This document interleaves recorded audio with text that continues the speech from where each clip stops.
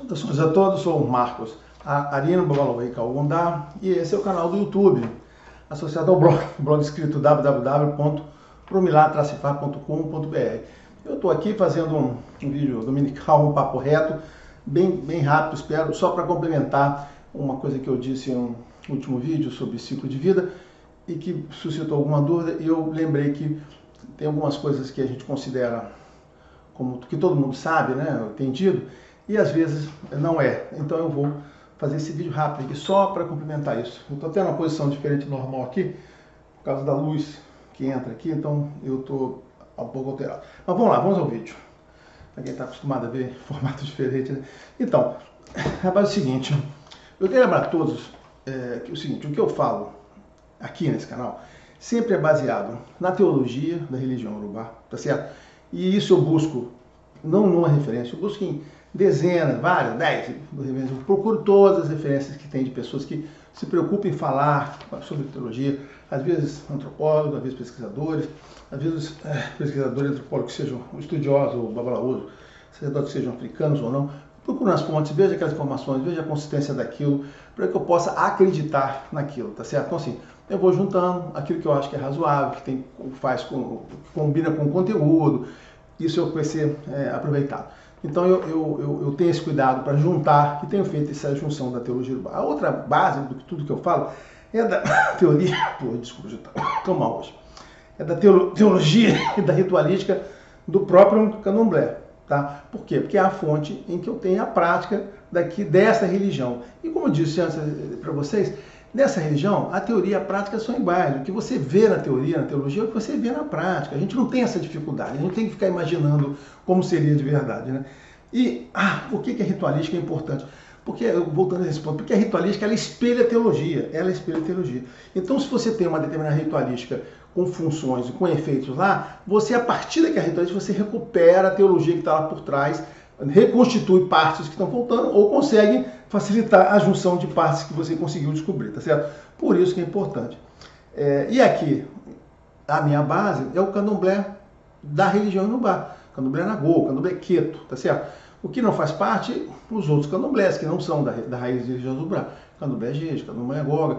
As outras tradições religiosas eu não conheço, então não uso. Então eu uso essa ritualística. E eu vou fazer um vídeo bem rápido também sobre história do candomblé, vocês vão entender que o candomblé é absolutamente fiel ao que a religião era praticada, que era feita e foi trazido para cá. Isso não foi reconstituído a partir de livrinho de ninguém, tá certo? Né?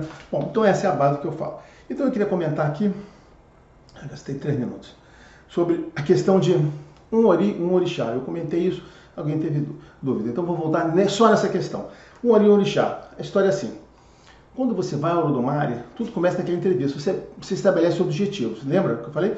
Então o Olodumare vai te dar o axé, que você precisa para aqueles objetivos que estabeleceu, e vai lhe dar um orixá. Por quê? Porque o orixá é essa ligação dele, o Olodumare, com você, e que vai lhe suportar em atingir esses objetivos. Então o orixá é muito importante nessa conversa, na sua vida no Aie. Lembra? O Olodumare é aquilo. Ele fala, o que é o orixá? Né? Energia, força da natureza, é o raiozinho, o fogo, não é nada disso. O orixá é o Olodumare. Então o Olodumare lhe dá um orixá. E esse dar um orixá para você é uma coisa mais importante. Na verdade, existem a essência do orixá, a energia do orixá, os elementos do orixá vão para você. Você está ligado intimamente ao orixá. E essas energias, esses elementos do orixá, eles vão fazer parte do seu ori, tá sendo o seu irinu lá. E aí você faz aí, junto disso o Olodumare vai aceitar os seus estilos, os objetivos que você estabeleceu, vai lhe dar outros que você não estabeleceu, mas que ele acha que você deve ter isso aí, tá? E você vai achar lá para fechar o orino com tudo aquilo que está dentro. Então o que você recebeu ali? O axé que você tinha para poder fazer o que você precisa e os elementos do seu orixá. O seu orixá não está dentro de você, mas você está ligado por elementos a ele, tá certo, né? Então, quando a gente nasce, estamos nós e um orixá. Então todo mundo tem apenas um orixá. Tá? E qual é o objetivo desse orixá? Nos suportar, representar o Olodumare junto a nós e nos suportar em nossa vida no Aie, para que possamos atingir, sermos felizes, sermos prósperos, vivermos com amor, com família e atingirmos os objetivos que nós estabelecemos na vida. É esse orixá. Então é sempre esse orixá que a gente recorre, porque esse orixá que acompanha. E esse orixá Volto mais uma vez, depende dos objetivos que você estabeleceu, ok? Existe uma combinação, ele olha assim, não, você vai ser de orixá tal, porque é esse que vai lhe ajudar em tudo que você colocou pelas características. Lembra que o Lumari criou os orixás, dividiu o poder dele entre eles, são ministros, e cada orixá tem certa especialização, certos poderes, ou seja, a junção deles todos seria o Odumare se separa e cria aqueles vários ali com capacidades diferentes. Esse que a gente tem que entender quando a gente pensa em orixá. Orixá é uma especialização de Odumare para cada coisa. Você não tem o Odumare inteiro aqui, mas você tem ele dividido em várias partes. Mas dizem que tem pai e mãe. Olha, isso assim, esse não é a figura no candomblé. Nunca foi e nunca será essa história de pai e mãe. Não existe pai e mãe. Tá certo? E aí eu volto à questão da ritualística. Toda a ritualística do candomblé é feita para você ter um orixá somente. Não existe na ritualística do orixá, liturgia, rito, que estabelece, você tem um pai e a mãe aqui. Isso não tem. A nossa ritualística do candomblé toda é voltada para o orixá. E vou falar mais, é feita assim, dá certo, as pessoas funcionam e recebem aquele orixá. Então assim, teoria e prática. Você tem um orixá, toda a prática de formação do candomblé é voltada para isso e é assim que funciona consistentemente, tá? Então não existe o conceito de pai e mãe. Mas você, quando você recorre, pode recorrer a um ao outro. Você pode recorrer a quem você quiser. Um orixá seu é aquele que você tem. O outro que você vai recorrer são outros. Mas no candomblé tem lá o segundo adjuntor. O adjuntor é um segundo orixá que você ganha, tá certo? Para te ajudar, um segundo, que não faz parte do seu orixá, mas é o segundo orixá que você ganha. Esse adjuntor é um suporte adicional que você ganha nesse processo. E o adjuntor não é pai e mãe. Você pode ter um orixá de gênero masculino e o adjuntor masculino, pode ser feminino, pode ser do jeito que quiser. Não existe regra para isso. Essa é a prática que a gente tem no candomblé, não tem regra. Você tem um só, o segundo adjuntor. Além disso, existe a questão não é o objetivo aqui, eu vou falar rapidamente, porque tem a ver com a parte do ori. A questão da qualidade. Vamos falar qualidade, a pessoa fica preocupada com qualidade. O que é qualidade? Cara, qualidade é uma coisa bem simples, olha só. Qualidade é uma especialização daquelas energias que você recebe. A qualidade, dentro do contexto do orixá, ele estabelece orixás por tipo de elementos que um tem, elementos que outro não tem, eles especializam ali na forma e elementos que tem. E isso vai ao encontro com os africanos, isso vai influenciar o nosso axé que a gente tem, as coisas que nos favorecem, e vai ao encontro uma coisa que os africanos falam muito, blá. Eu vi a gente os caras falando blá blá blá, tabus, proibições, os EOR, tá certo? Então, a especialização, a qualidade, justamente vai ao encontro disso. Por quê? Porque ao você estabelecer qualidade diferente para aquele mesmo orixá, você está estabelecendo esses atributos de EOR, de coisas que te ajudam, que te atrapalham. Não são proibições, mas assim, se você tem alguns EORs, alguns tipos de coisa, com os elementos, materiais no sentido seguinte, aqueles materiais, se você usar aqueles materiais, aquela energia transmutada, ou vai lhe fazer bem, ou vai lhe fazer mal. Não vai lhe ajudar, fazer mal é difícil. Não vai lhe fazer bem, ou vai lhe atrapalhar, quando pertencer ao parte do EOR. Então você tem lá um orixá, seja ligado, você tem Xangô, Airá. Então ele está ligado às coisas de Oxalá. Então os elementos que te fortalecem são aqueles elementos que vêm daqueles mesmos elementos que fazem parte do contexto de Oxalá. Então não adianta você ir para o outro lado, não adianta você ir para o Aganju, tá certo? Tem outros elementos lá. Então significa o seguinte, na sua vida, quando você tiver com o cara que é iniciado, que for compor aqueles materiais que ele vai transmutar, né, naquelas obrigações que ele vai transmutar para receber energia, ele vai saber os elementos que trazem, melhoram o axé dele, os elementos que ou não melhoram, pode até prejudicar ele. Então a a qualidade ou a especialização, ela vai ao encontro deste conceito de tabu. Aqui a gente não dá tanto valor a tabu, mas olha só, o EO está ligado a isso. A qualidade do orixá. Então, para isso que tem a qualidade do orixá, para definir as coisas que você faz. Claro que existe também orixá ligado à casa. Por quê?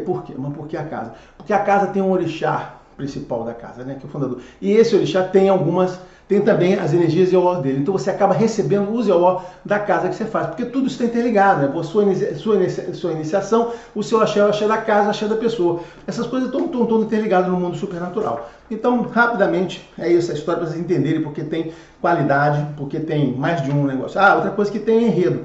Existem sim algumas coisas, existem determinados orixás que por uma questão de ligação dessas energias assim, eles se ligam a outros. Então, esse cara aqui está ligado ao Xum, está ligado ao Oxalá, ou Yansan, aqui está ligado ao Xun, aqui umas coisas aqui.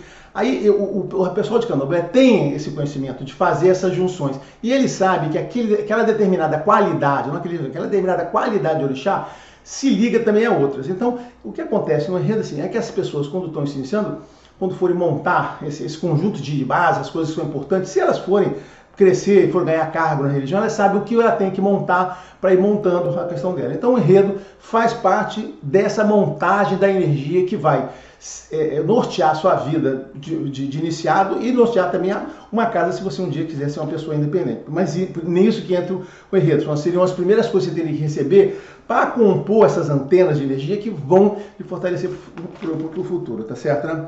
Eu digo assim, só fazer uma pausa.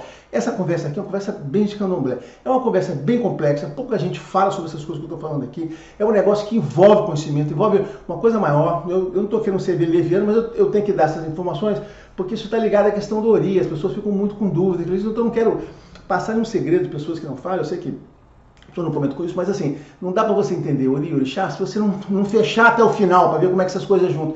Então assim, Orixá, especialização, né, ou qualidades, junta enredo. Essas coisas no que monta. Então, para vocês entenderem o seguinte, essa é a ritualística do candomblé baseada nisso. Então, a pessoa fala, o candomblé não tem Odu. Olha só, não tem Odu como nome, mas tem sim, porque a questão é o seguinte, essa qualidade, mais algumas coisas que compõem, todos os negócios que compõem, na verdade, e mais o seu destino, né, compõe o axé do Magdá, que no final se resume a Odu. Então, o seu Odu de nascimento resume essas coisas todas que se ganhou. Tá? Então, assim, isso se resume, né?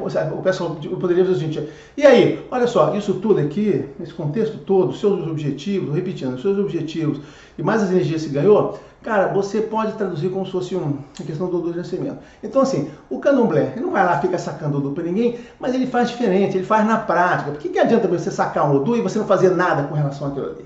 O que adianta? Eu sei que meu Odu é ficar um Ogondá. O que é? E daí? Se você fizer. Não, o candomblé ele vai lá mais fundo. Ele não começa por aqui. Ele vai direto na composição das energias, das coisas que você precisa ter para ter aquilo ali. Então, eu não tinha, quando eu não tirei, não tinha Odu de nascimento, mas no candomblé eu recebi toda essa instrução, toda essa formação e esses assentamentos aqui, antes de eu ter saído, eu tinha esse negócio todo. Então, assim, eu já tinha tudo que eu preciso para minhas energias serem completadas. E volto mais. Tem gente que sai, tem Edu de iniciação, de nascimento, e nada acontece.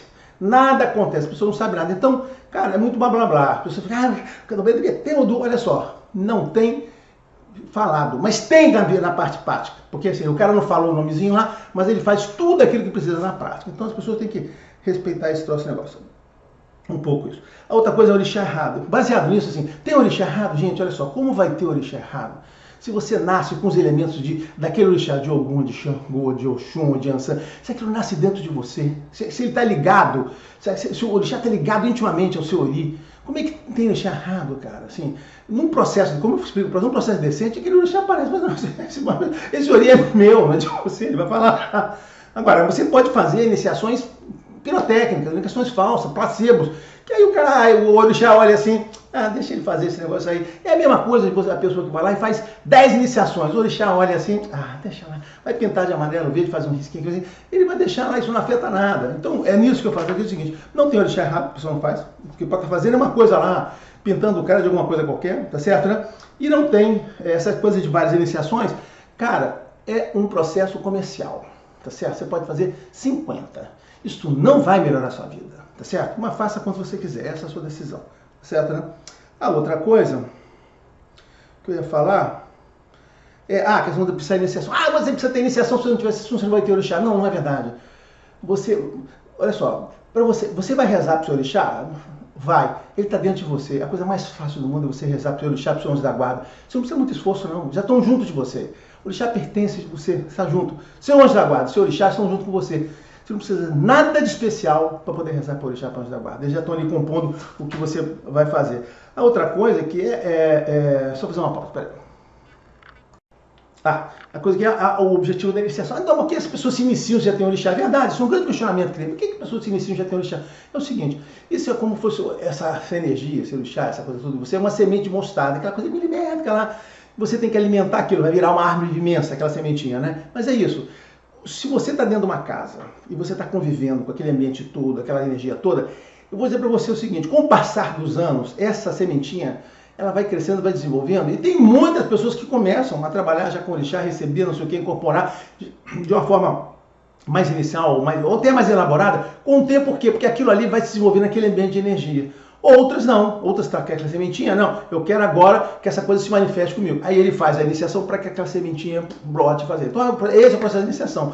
Então, você precisa fazer a iniciação? Sim ou não, tá certo, né? A iniciação acelera e te dá uma coisa completa, e te dá também essa coisa completa da energia toda, te dá sempre uma condição de ser um monstro sacerdote. A outra coisa é, todo mundo precisa iniciar? Não, eu sempre digo, seja se não se iniciar. Quem precisa se iniciar é quem vai desenvolver isso para frente, é quem vai deixar aquilo tomar a vida dele, vai ter como objetivo de vida praticar aquilo. Não entre numa iniciação só porque entrou, porque você tem que fazer isso, se você não inicia, você não consegue praticar a religião. Como não, gente? Se você nasce ligado ao seu anjo da guarda, se você nasce ligado ao seu orixá, se os orixás estão aqui, né? E esse orixá, às vezes tem mais de um, você tem um adjuntor, ou às vezes você tem um redo. Como você vai dizer que não vai acessar o orixá? Por que você diz, não, se você não se iniciar, você não vai ter acesso ao orixá? Cara, não é verdade, isso não acontece dessa maneira, não é a prática assim, as pessoas falando disso, estão falando uma coisa que não tem consistência. Mas é isso, já ficou até longo demais, até o próximo, um abraço.